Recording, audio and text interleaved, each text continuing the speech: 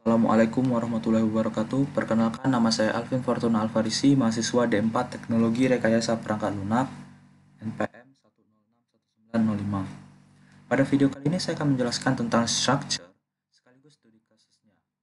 Nah, structure itu apa? Structure itu adalah sekumpulan variabel yang berada dalam satu nama.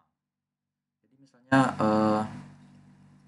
ada variabel, kita berikan nama variabel nama lengkap dengan tipe data string, kemudian variabel alamat dengan tipe data string, kemudian variabel gaji dengan tipe data float. Nah, ketiga tipe data tersebut kita dapat gunakan untuk menyimpan nama seorang pegawai, alamat seorang pegawai, dan gaji per bulan seorang pegawai. Nah, tapi jika kita ingin memasukkan, katakanlah ada 50 orang pegawai perusahaan, maka kita harus menuliskannya satu-satu. Atau kita dapat menggunakan array. Nah, tapi ketika kita menggunakan array, maka ketiga variabel tersebut tetap dianggap terpisah atau sebuah variabel yang bertindak masing-masing. Nah, dengan menggunakan structure, kita dapat menyimpan ketiga variabel tersebut berada di dalam satu nama. Nah, sehingga kita dapat mengatakan bahwa ketiga variabel tersebut memiliki keterkaitan atau saling terhubung. Nah, hubungannya adalah mereka bertiga merupakan atribut dari seorang pegawai. Nah, untuk contohnya ini langsung saja masuk ke contoh deklarasi dari struct atau structure. Yang pertama kita lakukan itu adalah menulis keyword struct, kemudian kita berikan nama dari structure yang akan kita buat. Nah, untuk contoh kita kali ini adalah pegawai. Nah, nama pegawai ini nantinya akan menunjukkan entitas atau keberadaan seorang pegawai di perusahaan. Nah, dengan cara kita harus memberikan atribut terhadap pegawai ini. Seorang pegawai itu memiliki apa saja? Pegawai akan memiliki nama, alamat, dan gaji per bulan. Nah, di sini kita sudah selesai membuat sebuah structure seorang pegawai yang memiliki atribut nama, alamat, dan gaji. Nah, jadi ketika kita akan membuat atau memasukkan data seorang pegawai, kita atau ingin mengolah pada program mengolah tentang pegawai, kita dapat cukup memanggil ini, kata kuncinya adalah pegawai. Nah, untuk mempermudahnya itu bayangin aja kalau structure ini itu kayak semacam tipe data yang kita buat sendiri. Nah, kalau misalnya untuk menyimpan bilangan bulat itu kan dapat disimpan dalam integer. Kemudian untuk menyimpan string kita simpan dalam tipe data string, dan untuk menyimpan karakter kita simpan di char. Nah, lalu untuk tipe data katakanlah pegawai, nantinya kita ingin membuat suatu nama pegawai. Nah, maka kita buat tipe data baru menggunakan struct, dan itu kita spesifikasikan atau kita berikan atribut pegawai itu memiliki apa saja. Nah, kumpulan dari variabel ini itu menunjukkan sebuah keberadaan pegawai yang ditunjukkan dengan structure ini.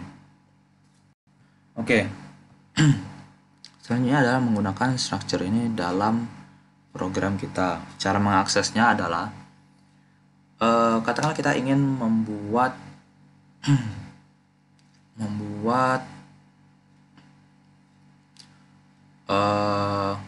kita ingin mendefinisikan. Nah, ini kan tadi dikatakan bahwa ini adalah sebuah tipe data kan. Maka kita dapat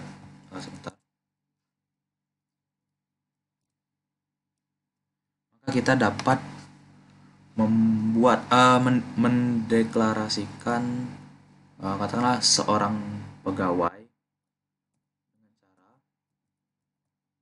menulis tipe datanya. Sudah kita tulis tadi tipe datanya adalah pegawai. Kemudian namanya, misalnya katakanlah di sini adalah Alvin. Nah, di sini kita sudah berhasil mendeklarasikan sama seperti ini kan. Misalnya deklarasi biasa, tapi kali ini kita deklarasikan dengan tipe data pegawai. Nah, kemudian selanjutnya adalah cara mengakses structure tersebut. Untuk mengaksesnya kita dapat menggunakan seperti ini. Kita panggil nama ininya, nama variabel atau nama pegawainya itu dengan menggunakan titik. Dan ketika kita salah satu atributnya adalah nama, nah di sini kita sudah mengakses structure tersebut. Kemudian di sini kita bisa berikan nama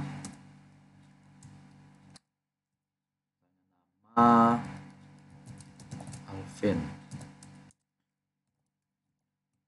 Nah, ketika kita ingin mencetaknya, seperti tadi kita akses. Nah, maka di sini program akan mengakses nama milik dari variabel Alvin yang merupakan tipe data pegawai. Nah, tipe data pegawai itu akan memiliki nama, alamat, dan gaji. Oke, ketika kita run, nah bisa dilihat di sini.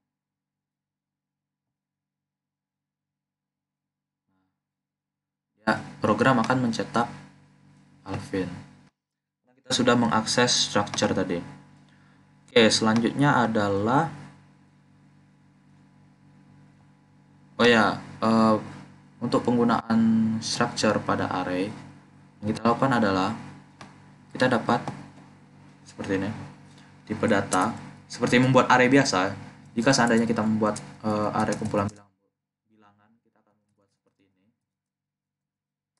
ini dengan ukuran n. Nah, untuk menggunakan structure ini sama, tapi kali ini pegawai atau nama structure itu bertindak sebagai tipe data. Nah, pegawai kita berikan nama array-nya adalah list misalnya, dan dengan ukuran 5. Nah, ini maksudnya apa? Sebentar.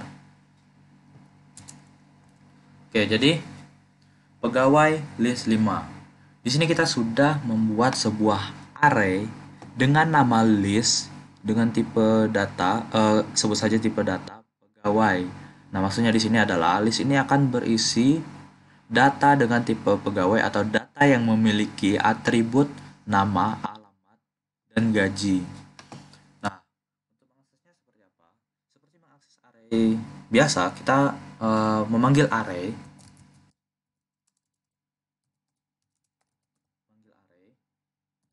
dengan cara memanggil indeksnya, misalnya untuk indeks 1. Nah, kemudian seperti tadi, setelah kita memanggil array, nama arraynya, dan menunjukkan indeks, kita menggunakan titik, kita tulis atribut yang ingin kita akses, misalnya nama. Nah, maka dapat kita tuliskan seperti ini. Maka ketika kita output di sini, akses dengan cara yang sama. Nah, di sini kan kita sudah memasukkan bahwa array pertama atribut namanya kita berikan Alvin. Nah, maka ketika kita akses array list yang indeks 1 atribut nama, maka yang keluar adalah Alvin.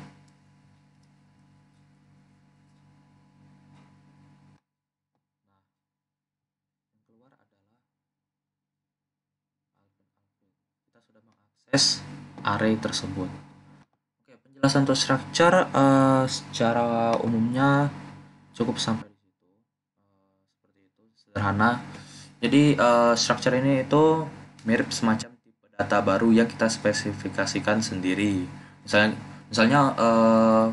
ketika membuat program yang berkaitan dengan perpustakaan, kita dapat membuat structure dengan nama buku dan kita spesifikasikan yaitu adalah katakanlah judul, tahun terbit, pengarang, dan penerbit, dan lain-lain. Kemudian untuk structure data mahasiswa, kita dapat mengisinya dengan nama, NPM, alamat, nomor HP, dan sebagainya. Oke, jadi structure itu tadi kurang lebih mirip seperti tipe data. Structure ini juga mirip seperti kelas, dan nanti kaitannya akan ke pemrograman berbasis objek kalau tidak salah. Nah, penjelasannya sekian sampai di sini. Selanjutnya adalah studi kasus untuk structure. Jadi di sini adalah studi kasusnya yang sederhana, yaitu adalah menggunakan structure untuk membuat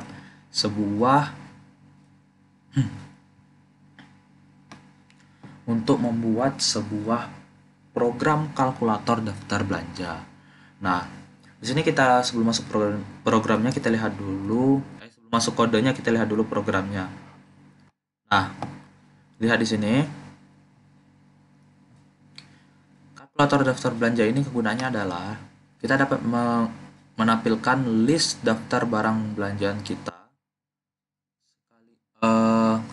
dengan inputan nama barang, kemudian jumlah barang dan harga satuan barang. Dan nantinya program akan menampilkan nama tiap barang sekaligus total yang dikeluarkan untuk barang tersebut didapat dengan cara mengalihkan jumlah barang dan harga satuan barang. Oke, di sini kita langsung gunakan saja. Untuk mempersingkat waktu, di sini digunakan banyak barang adalah 3. Nama barang pertama misalnya biskuit coklat. Harga satuannya di sini adalah 3.000. Kita beli 3. Nah, untuk item kedua, wafer vanilla, harganya 5.000. Kita beli 2.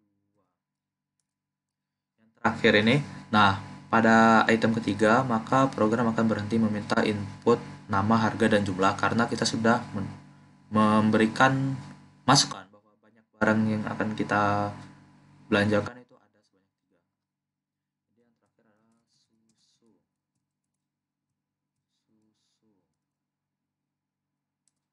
Kemudian harganya adalah 2.000 misalnya.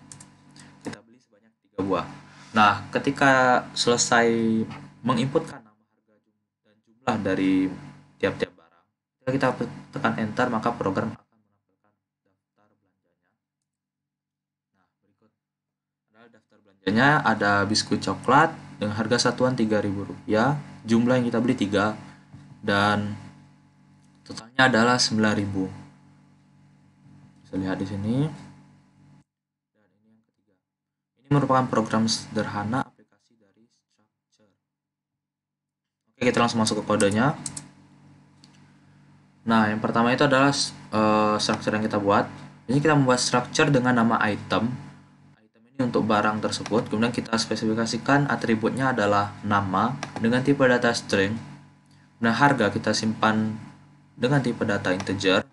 Dan QTY ini adalah quantity untuk jumlah barang. Ini ada price dan ada name. Oke, langsung saja masuk ke program utamanya. Di sini kita deklarasikan variabel dengan tipe data integer, namanya adalah item n. Itu adalah untuk menyimpan banyak barang yang akan kita input nantinya, dan sekaligus menjadi batas perulangan ketika input array. Selanjutnya adalah ada i, ini hanya digunakan untuk pada saat iterasi pada perulangan for. Selanjutnya adalah di sini ada judul. Nah, kemudian di sini kita akan menginputkan banyak barang. Kita simpan inputan banyak barang tersebut di dalam variabel item n yang sudah kita deklarasikan sebelumnya. Nah, kita sudah mendapatkan banyak barang yang akan diinputkan, maka kita dapat membuat array untuk menyimpan item tersebut sebanyak item n, atau kita membuat array dengan ukuran item n. Nah, di sini kita buat array-nya, kita deklarasikan. Nah, array-nya kita buat dengan tipe data seperti membuat array biasa, tapi di sini tipe datanya adalah item. Karena isi array ini adalah data item, bukan kalau integer kan dia menyimpan bilang bulat, maka isi array dengan nama list ini adalah item. Nah, item itu apa? Di sini sudah kita spesifikasikan bahwa namanya adalah dengan atribut ini adalah ada nama, harga, dan jumlahnya. Nah, selanjutnya adalah ukurannya. Ini seperti biasa. Oke, lanjut. Kemudian di bawah adalah penginputan array tersebut. Untuk menginputkannya sebenarnya mirip seperti menginputkan array biasa, tapi kali ini ketiga variabel ini. Kalau pada array kan kita harus membuat array nama, kemudian array harga, dan array jumlah. Nah, ketiga array ini terpisah dan memiliki indeks masing-masing. Tapi untuk penggunaan structure, maka ketiga variabel ini dianggap saling terkait atau saling terhubung karena mereka berada di bawah nama yang sama, berada dalam satu nama, yaitu adalah item. Nah, makanya di sini kita buat satu array item dengan nama list, kemudian seperti ini. Nah, selanjutnya kita inputkan di sini kan seperti biasa. Di sini ada item i plus 1 karena ini 0 maka dia akan menjadi 1. Kemudian di sini kita cin ignore karena sebelumnya kita sudah ada. Nah, di sini kita sudah ada cin, maka kalau tidak menggunakan ignore ini sebelum get line, maka akan terjadi error. Nah, makanya gunakan cin ignore kalau kita ingin menggunakan get line, tetapi sebelum get line tersebut terdapat cin biasa. Nah, selanjutnya di sini ada menggunakan get line. Kita simpan di sini seperti tadi yang sudah dijelaskan cara mengakses structure. Kemudian di sini ada harganya. Kemudian di sini ada jumlah. Nah, selanjutnya kita akan masuk ke outputnya. Untuk di outputnya sama seperti array biasa. Di sini kita menggunakan i untuk memanggil indeks dari array tersebut. Hanya saja di sini kita mengakses structure di sini kan, yang titik dot price sama titik dot quantity. Nah, perbedaannya hanyalah ketiga variabel ini saling terkait. Nah, tapi struct item ini nantinya ya nantinya dapat digunakan lebih lanjut mungkin pada materi berikutnya. Oke, sekian penjelasan mengenai structure pada C++ sekaligus studi kasusnya. Apabila ada kesalahan dalam penjelasan, maka saya mohon maaf karena saya masih dalam proses belajar juga. Kritik dan saran boleh. Sekian penjelasan dari saya atau sekian video ini. Assalamualaikum warahmatullahi wabarakatuh.